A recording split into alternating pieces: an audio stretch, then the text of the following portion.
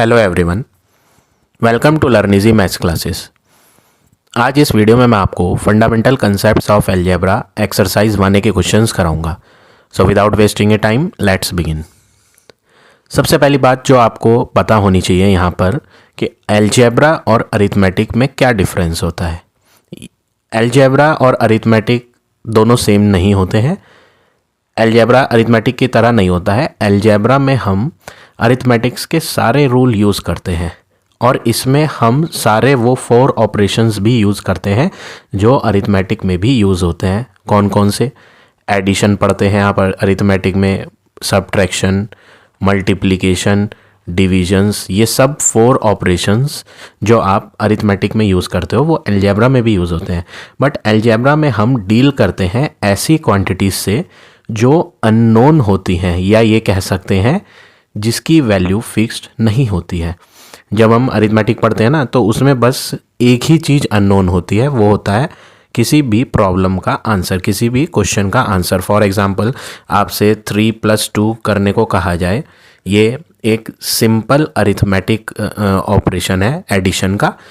तो आपसे पूछा जा रहा है कि 3 + 2 = क्या होता है, तो सिंपल अरिथमेटिक ऑपरेशन है। आप आराम से एडिशन परफॉर्म करोगे और 3 + 2 का आंसर बता दोगे 5। बट अलजेब्रा में क्या होता है, अलजेब्रा में जो अननोन वैल्यू होती है ना, उसकी प्लेस पर अल्फ़ाबेट या कोई सिंबल यूज़ कर लिया जाता है। For example 3 + -= 5। आपसे पूछा जाए कि 3 में क्या ऐड किया जाए ताकि आंसर 5 आ जाए। तो यहाँ पर अलजेब्रा में क्या होता है, अलजेब्रा में ना जो वैल्यू हमें नहीं पता है उसकी प्लेस पर कोई सिंबल यूज़ कर लिया जाता है। अब वो जो सिंबल्स यूज़ होते हैं वो इंग्लिश अल्फ़ाबेट का कोई सा भी लेटर हो सकता है, बट कॉमनली जो हम अधिकतर यूज़ करते हैं क्वेश्चंस में, वो कॉमनली हम एक्स यूज़ करते हैं। बट कंपलसरी नहीं होता, कोई भी इंग्लिश लेटर का, इंग्लिश अल्फ़ाबेट का कोई भी लेटर यूज़ हो सकता है। ठीक है, तो 3 + x = 5। तो ये अलजेब्रिक इक्वेशन है, ये अलजेब्रिक इक्वेशन है। ये इसमें अलजेब्रा में क्या होता है, जो अननोन वैल्यू होती है उसकी प्लेस पर कोई अल्फ़ाबेट या कोई एक सिंबल यूज़ कर लिया जाता है और उस सिंबल की वैल्यू को फाइंड किया जाता है। ठीक है, जबकि अरिथमेटिक में क्या होता है, जो भी ऑपरेशन आपको दिया जाता है उसको आप सिंपली परफॉर्म करके आंसर पता कर लेते हो। जैसे 3 और 2 का मल्टीप्लिकेशन कहा जाए तो आप इजीली परफॉर्म करके आंसर बता दोगे। बट अलजेब्रा में ऐसा नहीं होता, उसमें सिंबल्स यूज़ किए जाते हैं और उस सिंबल्स को फाइंड किया जाता है। ठीक है, अब ये जो सिंबल होते हैं, इन सिंबल को, अल्फ़ाबेट्स को हम क्या बुलाते हैं, इनको बुलाते हैं हम लिटरल्स। लिटरल्स कौन होते हैं? ऐसी वैल्यू जो अननोन हो, या अननोन कह सकते हो, या ये कह सकते हो नॉट फिक्स्ड, जिनकी वैल्यू फिक्स्ड ना हो, ये x। ठीक है ना। अब जो आपको नंबर दिखाई दे रहे हैं इनको बुलाते हैं कांस्टेंट। इन्हें क्या कहते हैं हम? कांस्टेंट, जिनकी वैल्यू फिक्स्ड है। ये क्या लिखा है, ये 3 लिखा है, ये सब के लिए 3 ही है, सब हर कोई इसे 3 ही रीड करेगा, ये एक फिक्स्ड वैल्यू है। ठीक है ना। तो जो नंबर्स होते हैं ना, न्यूमेरिकल वैल्यू होती है नंबर, उनको हम कांस्टेंट बुलाते हैं।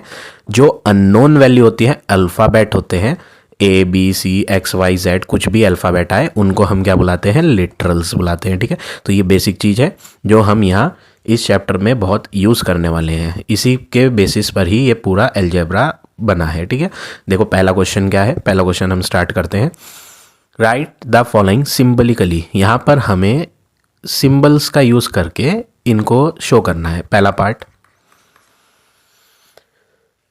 The sum of 3 and a। Sum symbol लगाना है आपको, बस 3 और a का सम दिखाना है। तो 3 और a का सम दिखाने के लिए आप इनके बीच में बस प्लस का साइन लगाओगे, तो फाइनली हमारा आंसर हो जाएगा 3 + a। ठीक है ना, 3 + a। ये हो गया फर्स्ट पार्ट। सेकेंड पार्ट देखो, the sum of 6 and -x। यहाँ पर भी आपको सम दिखाना है, लेकिन किस किस वैल्यू का सम दिखाना है, वो है एक तो 6 और दूसरा क्या है, माइनस का x। देखो 6 कौन है? 6 तो एक नंबर है, न्यूमेरिकल वैल्यू। 6 कौन है? एक न्यूमेरिकल वैल्यू है, नंबर। और दूसरा क्या है? अल्फ़ाबेट, अल्फ़ाबेट को हम क्या बुलाते हैं, लिटरल बुलाते हैं, ठीक है ना। तो यहाँ पे 6 और माइनस एक्स का क्या दिखाना है, सम।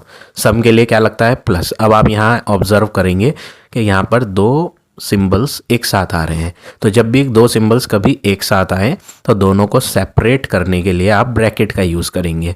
ये माइनस एक्स में लगा हुआ था पहले से, तो आप यहाँ ब्रैकेट का यूज़ करेंगे और फिर ब्रैकेट को हटा के ये दोनों सिंबल्स को मर्ज कर देंगे। मर्ज का मतलब इन्हें मिलाकर कंबाइंड करके सिंगल बना देंगे। तो 6 प्लस और माइनस क्या हो जाएगा, minus x as it is. तो ये हो गया आंसर पार्ट नंबर सेकेंड का। अब देखिए पार्ट नंबर थर्ड,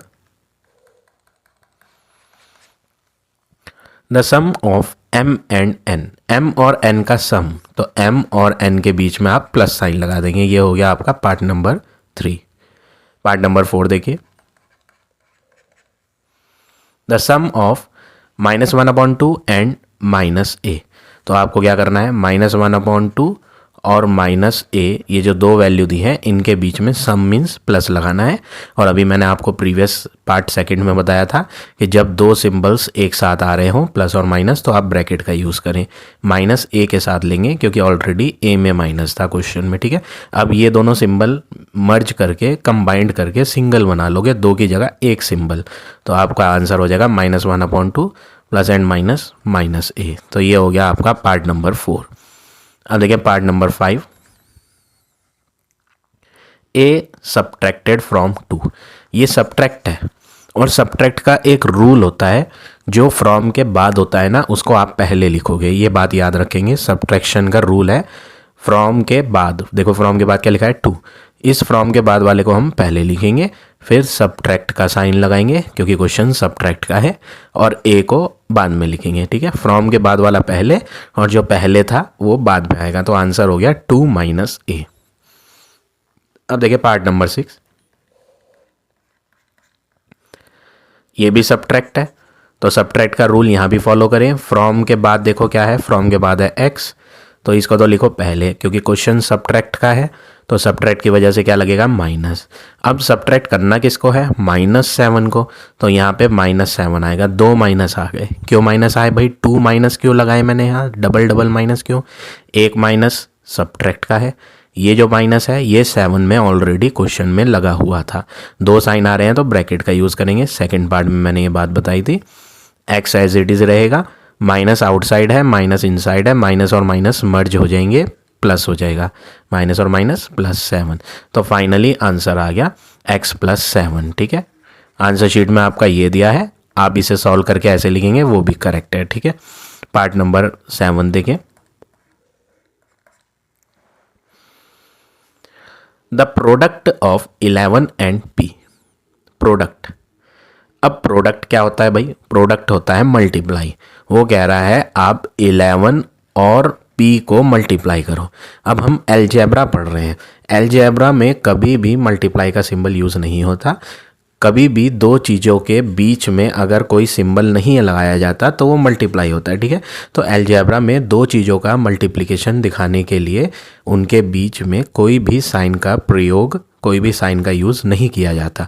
तो 11 और p की मल्टीप्लाई करने के लिए हमने यहाँ मल्टीप्लाई का सिंबल लगाया, बट जब आंसर लिखेंगे ना तो 11 × p, तो आंसर लिखा जाएगा 11p, ठीक है। ये हो गया आपका आंसर। ये बात आप याद रखेंगे, अलजेब्रा में दो वैल्यूज़, एक 11 है और एक p है, एक कांस्टेंट वैल्यू है और एक लिटरल है अल्फ़ाबेट, ठीक है ना। उनके बीच में ना प्लस है, ना माइनस, ना मल्टीप्लाई, ना डिवाइड, दैट मीन्स वो मल्टीप्लाई है। तो जब मल्टीप्लाई करते हैं दो चीज़ों को तो उनको मिलाकर सिंपल लिख देते हैं, ठीक है। अब देखिए part number 8, a divided by b, express this as a product. वो कह रहा है a को b से डिवाइड करना है, लेकिन आंसर को एक्सप्रेस का मतलब शो करना है एज ए प्रोडक्ट। तो a डिवाइड बाय b कैसे लिखते हैं, a डिवाइड के लिए ना अपॉन का सिंबल लगता है, a/b। डिवाइड मीन्स अपॉन होता है, ठीक है। a डिवाइड b का मतलब a/b, लेकिन वो कह रहा है write your answer as a product. Product का मतलब मल्टीप्लाई, तो आंसर में मल्टीप्लाई भी दिखना चाहिए। तो हमें यहाँ थोड़ा सा मॉडिफाई करना पड़ेगा इसे, a को एज इट इज़ लिखेंगे। अब प्रोडक्ट कह रहा है तो प्रोडक्ट के लिए मल्टीप्लाई तो चाहिए, प्रोडक्ट का मतलब क्या होता है, मल्टीप्लाई। तो मल्टीप्लाई का सिंबल तो चाहिए ही चाहिए, क्योंकि क्वेश्चन में कहा है कि अपना आंसर एक्सप्रेस करो एज ए प्रोडक्ट की तरह। अब बी कहाँ लिखा था, देखो बी लिखा था नीचे, तो बी नीचे ही रहेगा। ऊपर हम 1 से मल्टीप्लाई कर देते हैं ए की, क्योंकि हम जानते हैं जब किसी चीज़ की 1 से मल्टीप्लाई की जाती है तो आंसर वही आता है। तो हमने a इंटू 1 अगर किया तो आंसर a ही रहेगा, कोई फ़र्क नहीं पड़ेगा, और नीचे वाला भी नीचे रहेगा, ठीक है। तो मैंने a अपॉन b, जो a डिवाइड बाई b था, उसको एज ए मल्टीप्लाई भी दिखा दिया। तो ये हो गया आपका पार्ट नंबर 8। अब देखिए नेक्स्ट पार्ट नंबर 9। ये मैं यहाँ से इरेज कर देता हूँ।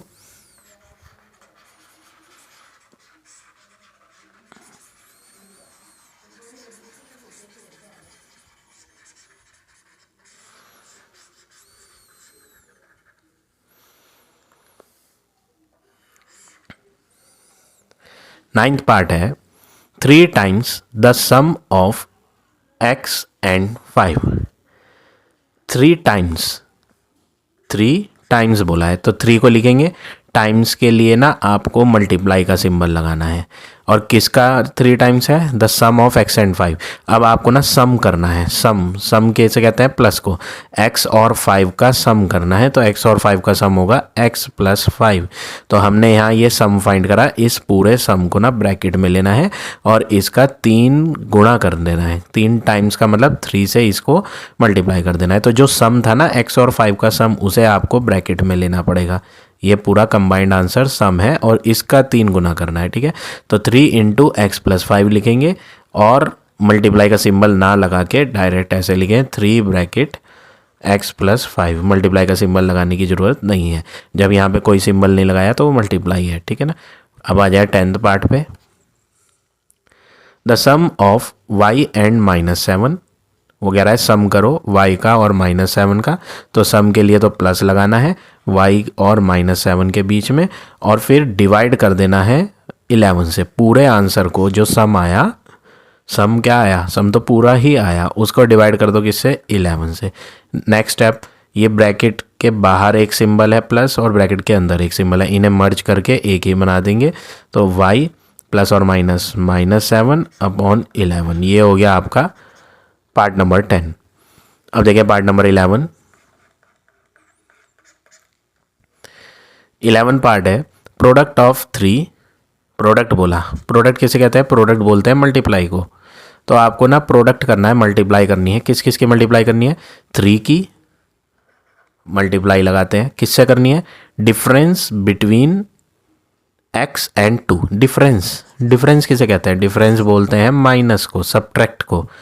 वो कह रहा है डिफरेंस करो x को और 2 को, x बड़ा है 2 से, तो हमें डिफरेंस करने के लिए माइनस लगाना है, और बड़ा वाला x है तो x को पहले लिखेंगे और उसमें से 2 माइनस करेंगे। और अभी मैंने ऊपर यहाँ एक बात बताई थी कि ब्रैकेट जब लगी हुई है तो मल्टीप्लाई का साइन लगाने की ज़रूरत नहीं, और we can write like this 3 bracket x minus 2। तो ये हो गया आपका पार्ट नंबर 11। अब आ जाते हैं नेक्स्ट पार्ट पे, पार्ट नंबर 12। 7 सब्ट्रैक्टेड फ्रॉम, देखो ये सब्ट्रैक्ट आ गया, और मैंने अभी पीछे सब्ट्रैक्ट का रूल पढ़ाया था आपको। सब्ट्रैक्ट का रूल क्या होता है, फ्रॉम के बाद वाला पहले आता है, ठीक है।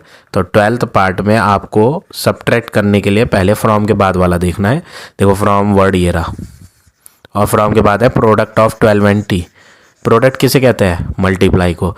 12 और t की मल्टीप्लाई, तो 12 और t की मल्टीप्लाई करनी है, तो दो चीज़ों के बीच में मल्टीप्लाई का सिंबल लगा के दिखाने की ज़रूरत नहीं होती अलजेब्रा में। अगर आप दो चीज़ों के बीच में कोई भी साइन नहीं लगा रहे हो तो वो एक्चुअली में मल्टीप्लाई है। तो ये मैंने क्या लिख दिया, ये प्रोडक्ट लिख दिया, 12 का और t का प्रोडक्ट है ये। और क्वेश्चन किस चीज़ का था, सब्ट्रैक्ट का, तो सब्ट्रैक्ट के लिए क्या लगाओ, माइनस। अब सब्ट्रैक्ट करना किसको था, 7 को सब्ट्रैक्ट करना था, तो 7 को आगे लिख देते हैं, तो आंसर हो जाएगा 12t माइनस 7। तो इस तरह से पार्ट नंबर 12 करेंगे। अब देखिए last part 13th। 1 added to twice the sum of x and p। 1 को ऐड करना है, 1 एडेड, 1 को जोड़ना है, तो जिसको जोड़ना है ना वो प्लस के आगे लिखा जाएगा, ना कि पहले। ये बात याद रखें, 1 इज एडेड, 1 में नहीं जोड़ रहे हम, 1 को जोड़ रहे हैं, 1 इज एडेड, तो 1 को प्लस के आगे लिखो आप, सबसे पहली चीज़, ठीक है।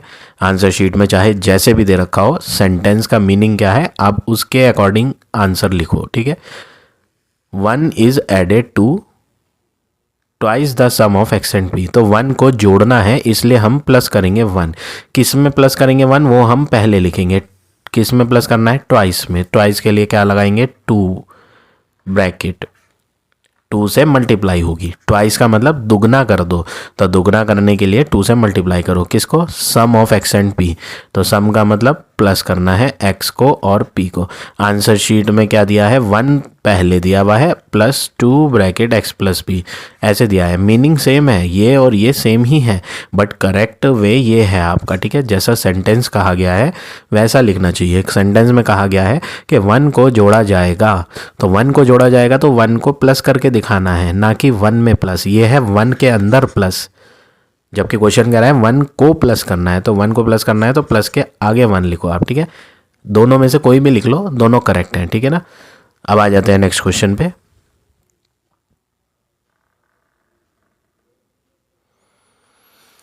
Question number 2, first part, fill in the blanks.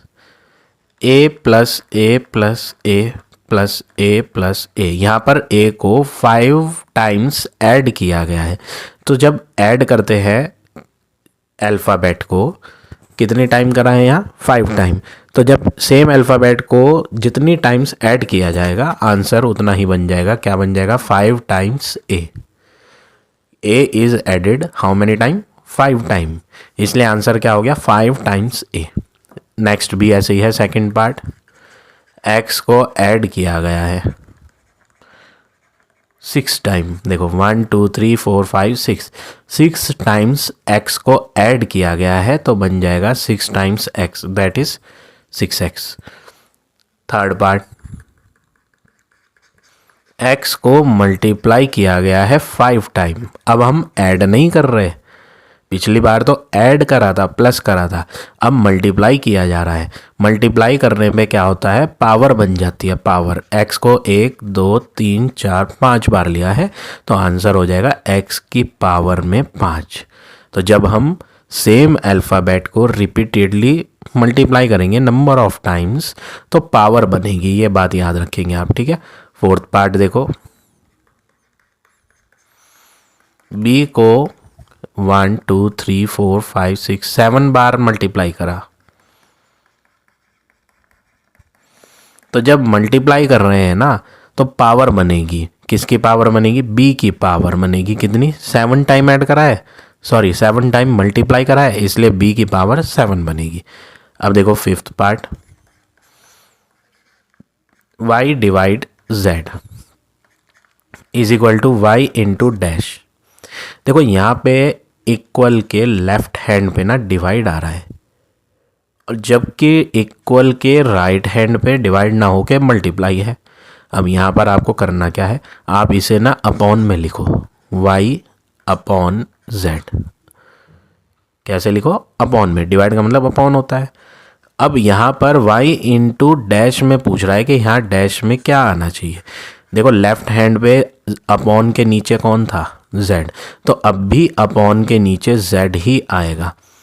ऊपर कौन था, y, तो ऊपर तो y ऑलरेडी लिखा हुआ है, तो y के मल्टीप्लाई में आपको क्या लेना पड़ेगा, 1 लेना पड़ेगा, ताकि y की मल्टीप्लाई 1 से होकर ऊपर y ही रहे और अपॉन में z आए। तो वैसा ही आंसर दिखेगा जैसे कि लेफ्ट पर था y अपॉन z, वैसा ही आंसर यहाँ पे भी दिखेगा। तो डैश में आपका आंसर क्या आएगा, 1 अपॉन z आएगा। तो इस तरह से आप ये सारे पार्ट करेंगे क्वेश्चन नंबर 2 के। अब देखिए next question number 3, write the base and index. आपको बेस लिखना है और index. First part, x raise to the power 3। ये जो नीचे वाला नंबर होता है, नीचे जो चीज़ होती है, चाहे वो नंबर हो चाहे वो अल्फ़ाबेट हो, इसको बेस बुलाते हैं। तो आप लिखोगे बेस कौन है यहाँ, बेस इज x। और दूसरी चीज़ आपको हेडिंग में कही थी, right the index also. Index होती है पावर, पावर कौन है, 3, तो इंडेक्स हो गई 3, ठीक है। सेकेंड पार्ट भी ऐसे ही होगा आपका, a की पावर 7, बेस नीचे हो जाएगा a, इंडेक्स ऊपर वाली वैल्यू हो जाएगी जो कि क्या दिया है 7। थर्ड पार्ट भी सेम वे में करेंगे। b की पावर 4 है तो बेस b और इंडेक्स जो पावर में है वो 4 है आपका, ठीक है। लास्ट पार्ट फोर्थ 2y की होल पावर 5।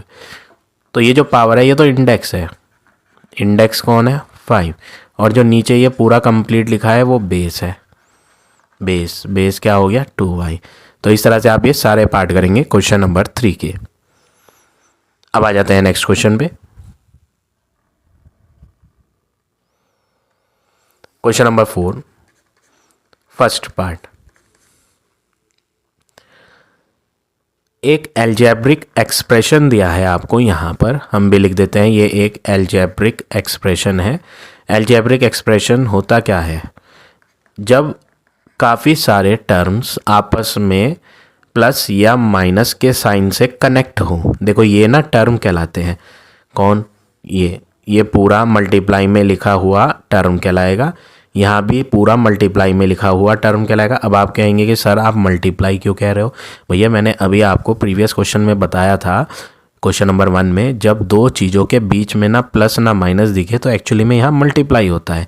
देखो 5x और y इनके बीच में मतलब बिटवीन, इनके बिटवीन अगर आप देखो ना प्लस दिखेगा ना माइनस। 5 और x के बीच में कहीं प्लस माइनस है नहीं ना, तो ये मल्टीप्लाई है, ये भी मल्टीप्लाई है। 7 और y स्क्वायर के बीच में ना तो प्लस है ना माइनस, ये मल्टीप्लाई है। तो मल्टीप्लाई में लिखी हुई चीज़ें टर्म कहलाती हैं। ये टर्म है फर्स्ट, ये सेकंड टर्म है, इनके बीच में मल्टीप्लाई आ रहा है, ये थर्ड टर्म है, और जो प्लस के आगे ये लास्ट में अकेला बचा ये भी एक टर्म है। ये बहुत सारे टर्म्स क्या हैं, कितने टर्म है ये 1 2 3 4, 4 टर्म्स को आपस में प्लस और माइनस की हेल्प से कनेक्ट किया गया है। इसको हम एल्जेब्रिक एक्सप्रेशन कहते हैं। फर्स्ट पार्ट, फोर्थ का फर्स्ट पार्ट क्या है, what is the number of terms. आपसे पूछा गया है नंबर ऑफ टर्म्स क्या है इसके अंदर, तो मैंने अभी आपको काउंट करके बताए number of terms 1 2 3 and 4, number of terms are 4। Second part, write the constant term. Constant पूछ रहा है, क्या पूछ रहा है आपसे, कांस्टेंट टर्म। तो जब मैंने आपको एक्सप्लेनेशन दी थी एक्सरसाइज स्टार्ट करने से पहले एक्सप्लेनेशन, तो उसमें मैंने कांस्टेंट और लिटरल बताया था आपको। लिटरल तो अल्फ़ाबेट होते हैं, कांस्टेंट वो होते हैं जिनकी वैल्यू फिक्स्ड होती है, जिसमें कोई अल्फ़ाबेट नहीं होता। तो यहाँ पर आपको 4 टर्म में कांस्टेंट टर्म कौन सा दिखाई देगा जिसमें कोई अल्फ़ाबेट ना हो, दैट इज़ ये प्लस का 1। तो कांस्टेंट टर्म हो गया 1, ठीक है। माइनस का 1 होता ना यहाँ माइनस, तो मुझे माइनस लगाना पड़ता, बट प्लस लगा के नहीं दिखाया जाता तो ऐसे ही लिख दिया, ठीक है। बट अगर इसके लेफ्ट पर प्लस की जगह माइनस आता तो मुझे यहाँ माइनस कंपलसरी होता लगाना, ठीक है। प्लस लगा के दिखाना कंपलसरी नहीं होता। तो कांस्टेंट टर्म 1 हो गया। थर्ड पार्ट पे आते हैं, राइट द टर्म्स। आपको सारे टर्म्स लिख के बताने हैं। चलो जी टर्म्स लिखते हैं। पहला टर्म क्या था 3x स्क्वायर, ये पहला टर्म था। अब डालो कॉमा, क्योंकि अब हम दूसरा लिखने जा रहे हैं। दूसरा टर्म है 5xy, कॉमा। अब तीसरा टर्म लिखेंगे। तीसरा टर्म जब आप लिखोगे ना तो इसके लेफ्ट हैंड पे आपको माइनस नज़र आएगा, तो माइनस लेना कंपलसरी होता है। माइनस का 7y स्क्वायर। जिनके लेफ्ट पर प्लस था प्लस छोड़ सकते हैं, प्लस लगा के नहीं दिखाया जाता, बट माइनस कंपलसरी होता है, ठीक है। अब एक चौथा टर्म बचा है लास्ट वाला 1। ये हो गए आपके टर्म्स। अब लिखते हैं part fourth, write the coefficient of x y. क्या लिखना है, coefficient of x y, comma के बाद एक्स स्क्वायर का भी मांगा, वही चीज़ क्या, कोफिशिएंट ऑफ एक्स की पावर 2 भी लिख के दिखाओ, और लास्ट में लिखा है कोफिशिएंट ऑफ वाई की पावर 2 का भी लिख के बताओ। अब ये कोफिशिएंट क्या होता है, कोफिशिएंट होती है साथ वाली वैल्यू, साथ में लिखा हुआ वर्क। किसके साथ में लिखा हुआ वर्क, एक्स वाई के साथ में लिखा हुआ वर्क बताना है। देखो भाई यहाँ पे नंबर ऑफ टर्म कितने थे, 4 थे, चारों में एक्स वाई कहाँ दिखा, यहाँ यहीं तो दिख रहा है ना एक्स वाई, और किसी में तो एक्स वाई एक साथ नहीं आया। तो यहाँ पे एक्स वाई का कोफिशिएंट कौन है वो देख के बताना है। एक्स वाई के साथ कौन लिखा है 5, तो आप लिखेंगे coefficient of x y is 5। Coefficient of x की पावर 2 बताना है। देखो एक्स की पावर 2 इसके अंदर है और कहीं नहीं है एक्स की पावर 2, तो इसके साथ एक्स की पावर 2 के साथ 3 लिखा है, तो कोफिशिएंट ऑफ एक्स की पावर 2 क्या हो गया 3। अब लिखना है कोफिशिएंट ऑफ वाई स्क्वायर। देखो वाई स्क्वायर यहाँ है, वाई स्क्वायर के साथ क्या लिखा हुआ है, वाई स्क्वायर को अगर छोड़ दिया जाए तो उसके साथ है 7, वो भी माइनस का। और मैंने अभी पीछे एक बात बताई थी कि माइनस लगाना कंपलसरी है, तो कोफिशिएंट ऑफ वाई स्क्वायर क्या हो गया माइनस का 7। तो इस तरह से आप ये क्वेश्चन नंबर 4 करेंगे। अब देखें नेक्स्ट क्वेश्चन नंबर 5।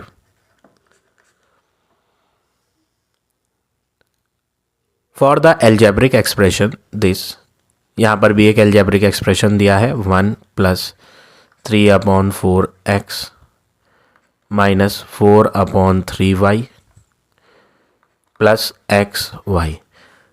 अब फर्स्ट पार्ट करते हैं, पार्ट नंबर फर्स्ट।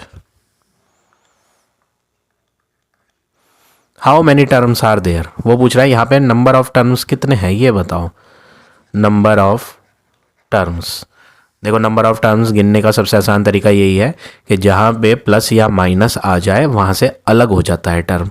देखो ये 1 है, क्योंकि इसके बाद अब प्लस आ गया तो अब वहाँ से दूसरा शुरू हो गया यहाँ तक। फिर अब एक आगे माइनस आ गया तो ये तीसरा टर्म है, ठीक है। फिर आगे प्लस दिखाई देगा आपको तो ये चौथा टर्म है, ठीक है। कितने टर्म हो गए यहाँ पर, एक्चुअली में 4 टर्म्स है। नंबर ऑफ टर्म्स कितने हैं 4, ये मैं हाईलाइट करता हूँ, ये 4th वाला है आपका, ठीक है। Number of terms are 4।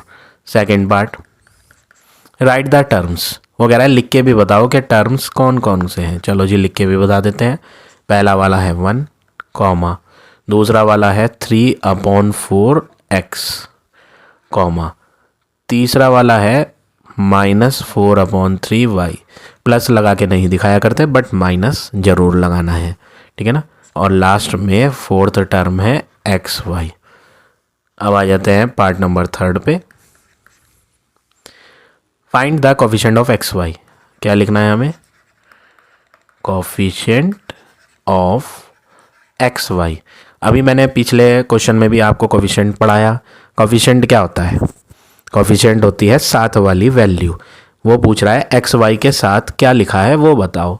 चलो जी एक्स वाई कहाँ है, देखो फर्स्ट में तो नहीं है एक्स वाई, सेकेंड में भी नहीं है एक्स वाई, थर्ड में भी नहीं है एक्स वाई, यहाँ है 4th में। तो एक्स वाई के साथ क्या है, आपको तो दिखेगा कि एक्स वाई के साथ कुछ भी नहीं है। जब कोई वैल्यू नहीं लिखी ना तो वहाँ पे आपको खुद लेनी पड़ेगी वैल्यू 1। जब कोई नंबर नहीं दिया हो, जैसे मैंने x बोला तो x के साथ कोई नंबर नहीं है तो वहाँ पे क्या होगा 1, या y लिखा है y के साथ कोई नंबर नहीं है तो वहाँ पे आप 1 ही लोगे और कुछ नहीं ले सकते। तो x y के साथ कोई भी वैल्यू नहीं थी तो 1 है। कैसा 1, माइनस का तो नहीं है, प्लस का 1 है, प्लस लगा के नहीं दिखाया करते तो कोफिशिएंट ऑफ एक्स वाई क्या हो गया 1 हो गया, ठीक है। अब आ जाते हैं लास्ट पार्ट पे। Find the sum, sum find करना है। सम किसे कहते हैं, प्लस को। किसको प्लस करना है, coefficient of x and y. हमें एक तो कोफिशिएंट ऑफ एक्स चाहिए और एक कोफिशिएंट ऑफ वाई चाहिए, और उसके बाद उन दोनों के कोफिशिएंट का सम करना है हमें। चलो जी एक्स का कोफिशिएंट देखते हैं भाई। एक्स क्या है, ये रहा एक्स। इसमें एक्स में प्लस का नंबर लिखा हुआ था, क्या प्लस का लिखा हुआ था 3/4, प्लस तो लगा के दिखानी नहीं। एक्स का कोफिशिएंट हो गया 3/4। अब बात करें वाई की, ये रहा वाई, इस टर्म के अंदर y है। y का कोफिशिएंट क्या है, माइनस का 4/3। अगर आपने खाली 4/3 लिया तो गलत, माइनस कंपलसरी है, ठीक है ना। अब आपको फाइंड क्या करना है, सम फाइंड करना है इन दोनों कोफिशिएंट का। जो आपने अभी कोफिशिएंट देखे यहाँ मैंने लिखे हैं, इनका सम। चलो जी पहला कोफिशिएंट है 3/4 और दूसरा कोफिशिएंट है -4/3। करना है सम, और हम जानते हैं सम का मतलब होता है प्लस। अब 2 साइन एक साथ दिखेंगे, एक माइनस पहले से था उसके अंदर और प्लस हमने सम वर्ड की वजह से लगाया, तो 2 साइन आने से ब्रैकेट लगती है। अब नेक्स्ट वर्ड क्या किया जाएगा, 3/4 एज इट इज़, प्लस और माइनस मर्ज कर देंगे, मिला देंगे, कंबाइंड करके सिंगल बना देंगे -4/3 एज इट इज़। अब इन्हें फ्रैक्शंस को सॉल्व करेंगे एलसीएम लेके। 4 और 3 का एलसीएम 12, 4 3 जा 12, 3 इंटू 3 9, 3 4 जा 12, 4 इंटू 4 16, और आप इन्हें माइनस करोगे, 9 में से 16 को माइनस करेंगे तो आंसर बचेगा माइनस का, क्योंकि साइन बड़े वाली वैल्यू का आता है, ठीक है। तो माइनस का 7 आ जाएगा अपॉन 12। तो फाइनल आंसर आपका फिफ्थ के फोर्थ पार्ट का क्या हो गया, -7/12। तो इस तरह से आप ये सारे पार्ट करेंगे क्वेश्चन नंबर 5 के। अब आ जाते हैं नेक्स्ट क्वेश्चन पे।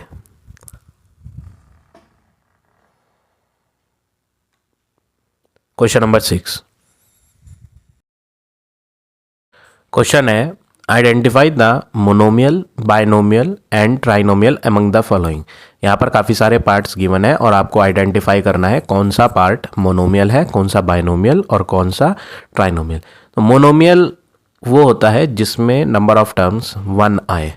सिंगल टर्म वाला एक्सप्रेशन मोनोमियल कहलाएगा। डबल टर्म वाला एक्सप्रेशन बाइनोमियल कहलाएगा। बाय आ रहा है इसमें, BI बाय, जैसे कि बाईसाइकिल में होता है। तो सबसे इजी वे इसका याद रखने का ये है, बाईसाइकिल होती है, बाईसाइकिल में आप देखते हैं कि कितने व्हील्स होते हैं, 2 व्हील्स होते हैं ना। बाईसाइकिल में कितने व्हील्स होते हैं, 2 व्हील्स। तो बाई वर्ड जब आए तो बाय का मतलब 2 होता है, ठीक है।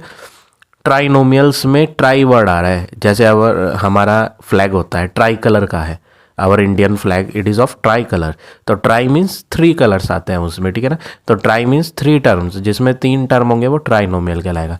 तो मोनोमियल में कितने टर्म, सिंगल होगा। बाइनोमियल में 2 टर्म होंगे। ट्राइनोमियल में 3 टर्म होंगे। फर्स्ट पार्ट देखो, फर्स्ट पार्ट है 10x + 5। यहाँ पर आपको देखो प्लस दिखाई दे रहा है, प्लस के लेफ्ट पर एक टर्म है और प्लस के राइट पर दूसरा टर्म है। तो यहाँ पर आप लिखो सबसे पहले नंबर ऑफ टर्म्स जो हैं इस एक्सप्रेशन में वो 2 है।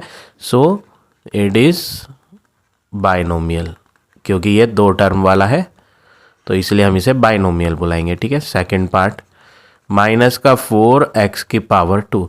देखो इनके बीच में ना प्लस है ना माइनस, यहाँ कोई साइन नहीं है, तो ये मल्टीप्लाई वाला एक्सप्रेशन है। मल्टीप्लाई में एक ही टर्म गिना जाता है, ये पूरा एक ही टर्म है। तो आप यहाँ लिखेंगे number of term is 1 only, so it is monomial, इसलिए हम यहाँ मोनोमियल कहेंगे, ठीक है। थर्ड पार्ट देखो, थर्ड पार्ट में 1 + x + x² दिया है। यहाँ पर आपको नंबर ऑफ टर्म्स काउंट करने हैं। फर्स्ट टर्म, प्लस के बाद आ जाएगा सेकंड टर्म और ये प्लस के बाद थर्ड टर्म। तो यहाँ पर हमें नंबर ऑफ टर्म्स कितने मिल रहे हैं, 3। सो इट इज़ ट्राइनोमियल, तो इसलिए हम इसे क्या कहेंगे, ट्राइनोमियल कहेंगे।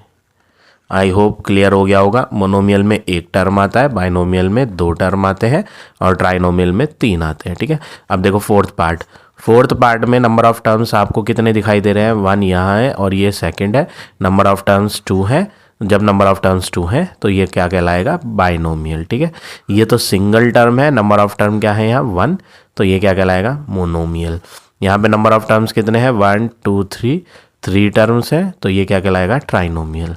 यहाँ पे देखो प्लस के लेफ्ट पर एक है और प्लस के राइट पर दूसरा है, तो नंबर ऑफ टर्म्स 2 है, तो इट इज़ बाइनोमियल, ठीक है। यहाँ पर आपको ना प्लस दिखेगा इनके बीच में ना माइनस, तो कितने टर्म है, ये सिंगल टर्म है। कितने टर्म है, only 1 term is there, that's why it is monomial, ठीक है। अब ये मल्टीप्लाई है, नाइन्थ पार्ट, नाइन्थ पार्ट में A × A दिया है। मल्टीप्लाई में अलग अलग काउंट नहीं होते, मल्टीप्लिकेशन में एक ही माना जाता है, ठीक है। तो ये कोई 2 टर्म नहीं है, ये कितने टर्म है, ये सिंगल टर्म है। Number of terms 1 only, so it is monomial, इसलिए हम इसे मोनोमियल कहेंगे, ठीक है। यहाँ पर देखो प्लस आ रहा है तो नंबर ऑफ टर्म कितने हो गए, 2 हो गए, एक प्लस के लेफ्ट पर और एक प्लस के राइट पे, तो इट इज़ बाइनोमियल, ठीक है। यहाँ 11th पार्ट, A × B। देखो बीच में प्लस माइनस नहीं आ रहा, ये अलग अलग नहीं गिने जाएंगे, अलग अलग तब गिने जाते जब बीच में प्लस या माइनस आता है। ये तो मल्टीप्लाई है और मल्टीप्लाई में सिंगल टर्म होता है ये, ठीक है ना। तो हम यहाँ लिखेंगे number of term is 1 only, so it is monomial.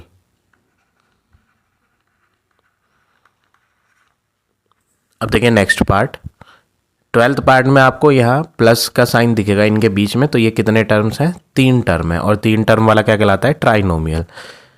13 part भी ऐसी है, a मल्टीप्लाई 1/b। देखो ना तो प्लस है कहीं बीच में ना माइनस, तो ये तो सिंगल टर्म काउंट होगा, मल्टीप्लाई में एक ही गिना जाता है। Number of term here is 1, so it is monomial, इसलिए हम इसे क्या कहेंगे, मोनोमियल कहेंगे। ठीक है, तो इस तरह से आपको ये सारे पार्ट करने हैं क्वेश्चन नंबर 6 के। अब आ जाते हैं नेक्स्ट क्वेश्चन पे। Question number 7, right the numerical factor and the literal factor in each. First part 15x है, आपको यहाँ दो बातें लिखनी है, एक तो लिखना है न्यूमेरिकल फैक्टर और दूसरा लिखना है लिटरल फैक्टर, ये दो बातें लिखनी है।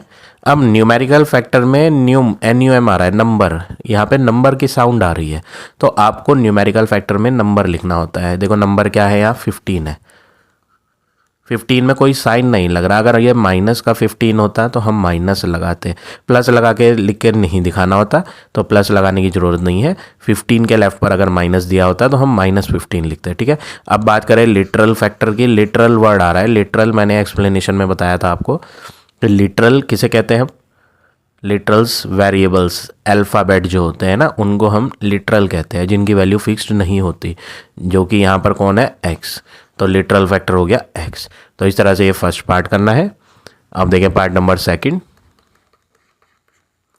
माइनस का 4xy, यहाँ पर भी आपको वही दो बातें लिखनी है, न्यूमेरिकल फैक्टर लिखना है और लिटरल। न्यूमेरिकल में नंबर की साउंड आ रही है, तो नंबर क्या है यहाँ, माइनस का 4, खाली 4 लिखेंगे तो मार्क्स डिडक्ट होंगे, माइनस कंपलसरी है लगाना। तो न्यूमेरिकल फैक्टर तो हो गया आपका यहाँ माइनस का 4। अब बात करें लिटरल फैक्टर की, लिटरल हो गया अल्फ़ाबेट, अल्फ़ाबेट यहाँ पर XY है। ठीक है, तो ये हो गया आपका part number second. Same way में पार्ट नंबर थर्ड भी करेंगे। फोर्थ पार्ट देखो क्या है, फोर्थ पार्ट में ना माइनस का A² दिया है, और यहाँ पर भी हमें एक तो न्यूमेरिकल फैक्टर लिखना है और एक लिटरल फैक्टर लिखना है। अब न्यूमेरिकल मतलब नंबर होता है, यहाँ पे आपको कोई नंबर नहीं दिखाई दे रहा, तो जब कभी किसी अल्फ़ाबेट के साथ कोई नंबर नहीं होता तो वहाँ पे 1 लिया जाता है, तो यहाँ पर आप 1 अपनी तरफ से लगाएंगे और कोई वैल्यू नहीं भर सकते, बस 1 भरेंगे। जब कोई नंबर नहीं दिया होता तो वहाँ एक्चुअली 1 होता है। ठीक है, तो न्यूमेरिकल फैक्टर आपको यहाँ क्या दिखाई देगा, -1, माइनस भी है यहाँ। ठीक है ना, और लिटरल फैक्टर की बात करें, लिटरल फैक्टर अल्फ़ाबेट होता है जो कि A² है यहाँ। ठीक है, ऐसे ही पार्ट नंबर 5 भी है, 5 में A² दिया है जिसमें कोई नंबर नहीं है, तो आप नंबर क्या लोगे, 1 लोगे, और न्यूमेरिकल फैक्टर बन जाएगा आपका यहाँ न्यूमेरिकल फैक्टर हो जाएगा 1, प्लस का कोई साइन नहीं है ना, तो प्लस का 1 है। और लिटरल फैक्टर क्या हो जाएगा, अल्फ़ाबेट A²B। ठीक है, तो इस तरह से आपको ये सारे पार्ट करने हैं क्वेश्चन नंबर 7 के। अब आ जाते हैं नेक्स्ट क्वेश्चन पे, question number 8, find the coefficient of x। आपको x का कोफिशिएंट फाइंड करना है, -1/2x दिया है, और हमें यहाँ लिखना है कोफिशिएंट ऑफ x। कोफिशिएंट किसे कहते हैं, मैंने प्रीवियस क्वेश्चन में आपको पढ़ाया था, ये कोफिशिएंट होता है साथ वाली वैल्यू, तो x को छोड़ दिया जाए और x के साथ कौन है, -1/2 है, तो कोफिशिएंट ऑफ x हो जाएगा -1/2। ठीक है, यहाँ पर भी सेकंड पार्ट में x दिया है, कोई नंबर तो है नहीं, जब कोई नंबर है नहीं तो आप नंबर क्या लोगे यहाँ, 1। ठीक है ना, अब आप लिख लो कोफिशिएंट ऑफ x का कोफिशिएंट, x के साथ कौन है, कोई नंबर नहीं था तो हमने 1 लिया था, तो कोफिशिएंट ऑफ x हो गया 1। ठीक है, थर्ड पार्ट भी ऐसी है, इसमें x का कोफिशिएंट कौन होगा, x के साथ है 2 और y, तो कोफिशिएंट ऑफ x हो गया 2y। यहाँ पे बात करें कोफिशिएंट ऑफ x, तो ये हो जाएगा -5 A²2, x को छोड़ देंगे बाकी सब लिख देंगे। ठीक है, तो ये हो गया आपका क्वेश्चन नंबर 8। अब आ जाते हैं नेक्स्ट क्वेश्चन पे।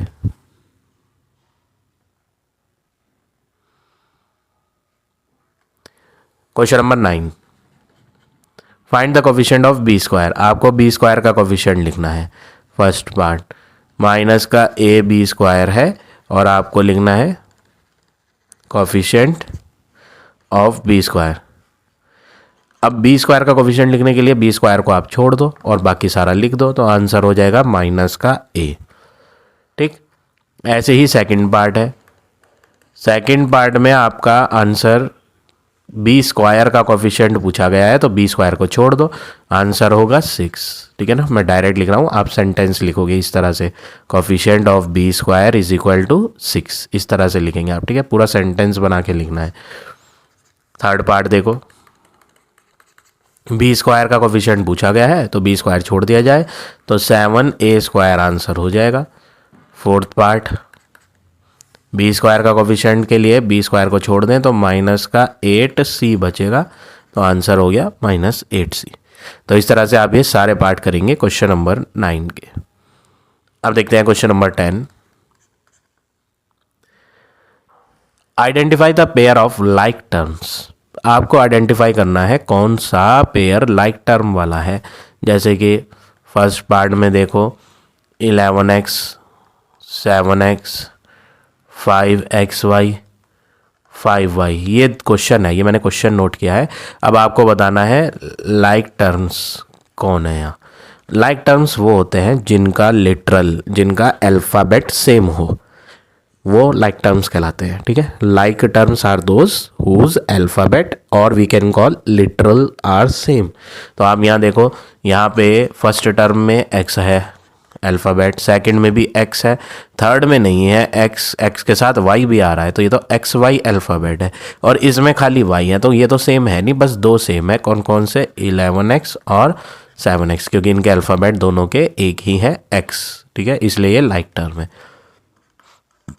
सेकंड पार्ट में भी ऐसे ही चेक करना है आपको लाइक टर्म्स। देखो, पहला अल्फ़ाबेट y और z, दूसरा अल्फ़ाबेट y और z, ये तो सेम हो गए, यानी लाइक टर्म में आ गया 3yz कॉमा माइनस का 5yz। आगे देखें जरा, ये xy अल्फ़ाबेट है, जबकि अगला वाला xy के साथ z भी है, तो ये और ये सेम नहीं है, बस ये दो सेम है, तो ये लाइक कहलाएंगे। ठीक है, अब देखिए पार्ट नंबर थर्ड, पहला अल्फ़ाबेट x की पावर 2 और जो यहाँ तीसरा है टर्म उसका अल्फ़ाबेट भी x की पावर 2 है, तो ये तो लाइक है हो गए। कौन कौन से, यहाँ लिख देते हैं हम लाइक टर्म्स। x स्क्वायर आ रहा है कॉमा 11/9 x स्क्वायर आ रहा है, और चेक कर लेते हैं क्या कभी और भी कुछ वो आ रहा हो लाइक। देखो, ये बच रहा है, इसका अल्फ़ाबेट x है, ये बच रहा है, इसका अल्फ़ाबेट x के साथ y भी है, तो ये तो सेम है नहीं, तो ये नहीं लिखे जाएंगे, तो लाइक टर्म हो गए ये दो। ठीक है, अब देखिए लास्ट पार्ट फोर्थ, यहाँ पर फर्स्ट टर्म में अल्फ़ाबेट a की पावर 2b है, और कहीं अगर आप देखेंगे ना तो a की पावर 2b नहीं दिखेगा। ये देखो, ये a की पावर 2b नहीं है, ये तो a b की पावर 2 है, दोनों अलग हैं ये। ठीक है ना, ये a b की पावर 2 है और ये भी a b की पावर 2, लो ये तो सेम हो गए दोनों। ये दोनों कैसे हो गए, सेम हो गए, तो लिख देते हैं हम लाइक टर्म्स जो हैं जिनके अल्फ़ाबेट सेम है यहाँ, वो है 8ab स्क्वायर और दूसरा माइनस का 10ab स्क्वायर। इनके अल्फ़ाबेट एक जैसे थे, नंबर चेंज थे, कोई बात नहीं, बट अल्फ़ाबेट वाली लिटरल वाले जो हैं लिटरल्स हैं वो सेम है इनमें। ठीक है ना, तो इसलिए इन्हें हम क्या कहेंगे, लाइक टर्म कहेंगे। बाकी अनलाइक है, जो हमने छोड़ दिए वो कैसे हैं, वो अनलाइक है, उनके अल्फ़ाबेट सेम नहीं है। तो इस तरह से आप ये क्वेश्चन नंबर 10 करेंगे। अब आ जाते हैं नेक्स्ट क्वेश्चन पे।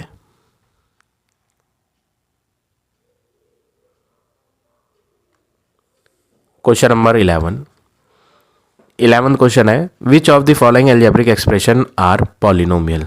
आपसे पूछा गया है कौन सा एल्जेब्रिक एक्सप्रेशन यहाँ पॉलिनोमियल है। अब पॉलिनोमियल कौन से होते हैं, कैसे पता करते हैं।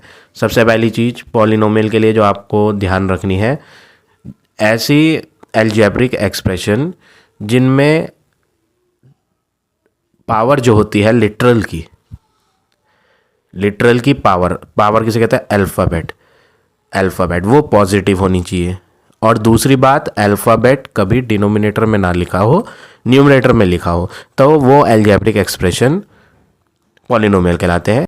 पहला एक्सप्रेशन दिया है, इसमें अल्फ़ाबेट जो है वो अल्फ़ाबेट सारे न्यूमरेटर में आ रहे हैं, अपॉन में कहीं नहीं है।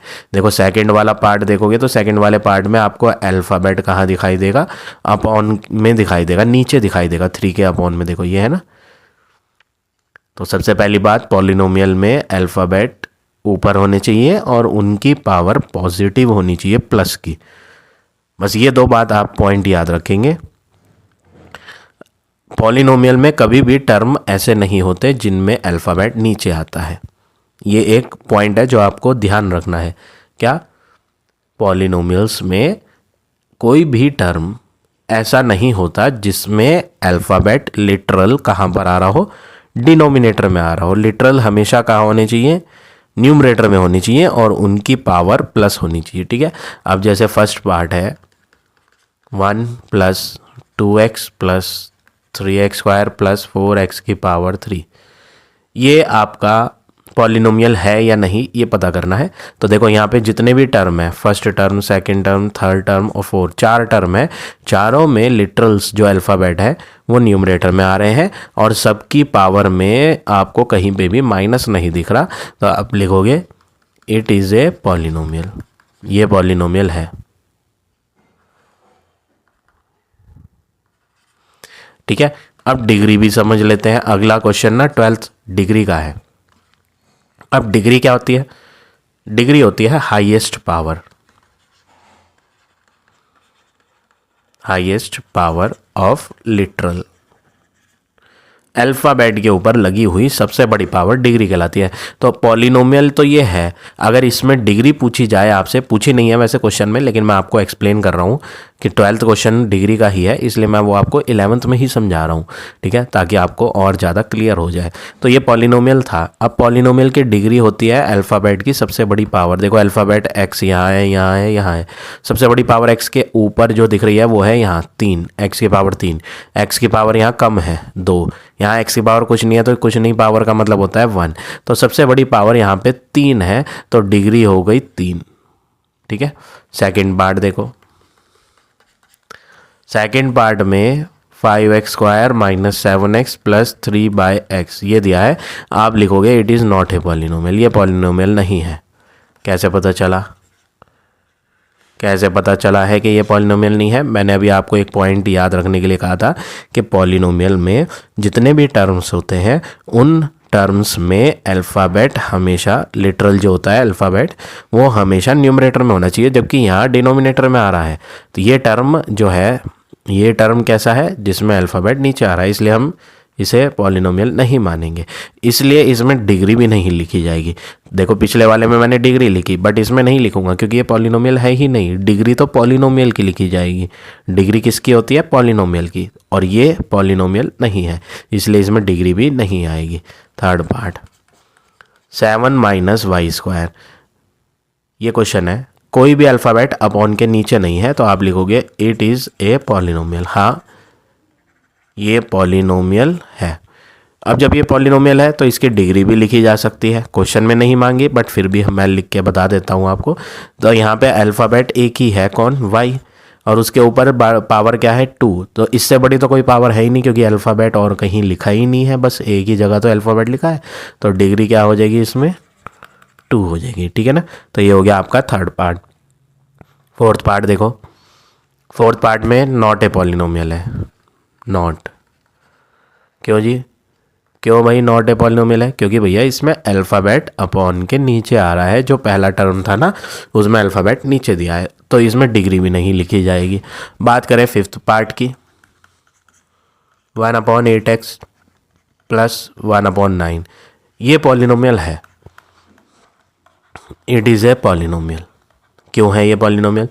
दिखाई तो ऐसे दे रहा है जैसे अपॉन में है। भैया अपॉन में अल्फ़ाबेट थोड़ी ना है, अपॉन में तो नंबर है। नंबर हो जाए, अल्फ़ाबेट नहीं होना चाहिए, लिटरल नहीं होना चाहिए। नीचे अल्फ़ाबेट देखो, अल्फ़ाबेट तो ऊपर ही लिखा है, नीचे थोड़ी लिखा है। तो यहाँ पे जितने 2 टर्म दिए गए थे, 2 ही तो टर्म थे, एक ये और एक ये, दोनों टर्म में लिटरल ऊपर है, नीचे नहीं है, तो हम कहेंगे इट इज़ ए पॉलिनोमियल। और डिग्री की बात करें, डिग्री होती है अल्फ़ाबेट के ऊपर सबसे बड़ी पावर। तो यहाँ तो अल्फ़ाबेट कोई है नहीं, बट इसमें तो अल्फ़ाबेट है ना x, और x के ऊपर कोई पावर ही नहीं है, और जब कोई पावर नहीं होती तो क्या होती है 1। तो डिग्री क्या हो गई 1 हो गई, क्योंकि 1 से बड़ी पावर और कोई यहाँ नहीं आ रही। ठीक है, बात करें सिक्स्थ पार्ट की। सिक्स्थ पार्ट में अल्फ़ाबेट a है और वो भी ऊपर न्यूमरेटर में है, अपॉन के नीचे नहीं है, तो ये भी पॉलिनोमियल है। It is a polynomial in A. किसी में x अल्फ़ाबेट वाला पॉलिनोमियल है, किसी में y अल्फ़ाबेट वाला पॉलिनोमियल है, किसी में a अल्फ़ाबेट, ये a वाला है पॉलिनोमियल है। ठीक है, अब बात करें डिग्री की। डिग्री क्या होती है सबसे बड़ी पावर। अल्फ़ाबेट के ऊपर पावर क्या आ रही है 4, तो डिग्री हो गई 4 बस। तो इस तरह से आपको ये सारे पार्ट करने हैं क्वेश्चन नंबर 11 के। अब आ जाते हैं नेक्स्ट क्वेश्चन नंबर 12 पे। राइट द डिग्री, ये भी डिग्री का क्वेश्चन है। तो पहला पार्ट है x + 2 और इसमें डिग्री पूछी गई है। डिग्री होती है अल्फ़ाबेट के ऊपर वाली पावर सबसे बड़ी, तो सबसे बड़ी x की पावर यहाँ a की है 1, तो डिग्री हो गई 1। सेकंड पार्ट 2x - 3, अल्फ़ाबेट यहाँ आ रहा है, इसके ऊपर कोई पावर नहीं है तो 1 है, तो यहाँ पे भी डिग्री हाईएस्ट पावर क्या हो गई 1 हो गई। थर्ड पार्ट की बात करें, थर्ड पार्ट में अल्फ़ाबेट y है, x नहीं है y है, और y के ऊपर पावर 2 आ रही है और कोई y है ही नहीं, तो डिग्री क्या हो गई 2 हो गई। ठीक है, यहाँ पर अल्फ़ाबेट y चल रहे हैं दो जगह, एक इधर और एक इधर, तो दोनों जगह y आ रहा है। और y की सबसे बड़ी पावर कौन है, सबसे बड़ी पावर देखो, यहाँ पे कोई पावर नहीं है तो 1 है, जबकि यहाँ पे y की पावर 3 है, तो डिग्री जो होगी बड़ी वाली होगी। तो फोर्थ पार्ट में डिग्री जो होगी वो बड़ी पावर होगी, जो कि यहाँ पे y की पावर 3 है, तो डिग्री हो गई 3। तो इस तरह से आप ये सारे पार्ट करेंगे क्वेश्चन नंबर 12 के। So now this exercise is over. I hope आज का पढ़ाया हुआ टॉपिक आपको समझ आ गया होगा। If you like my way of teaching then please like, comment और शेयर जरूर करें। In the next video I will give you next exercise.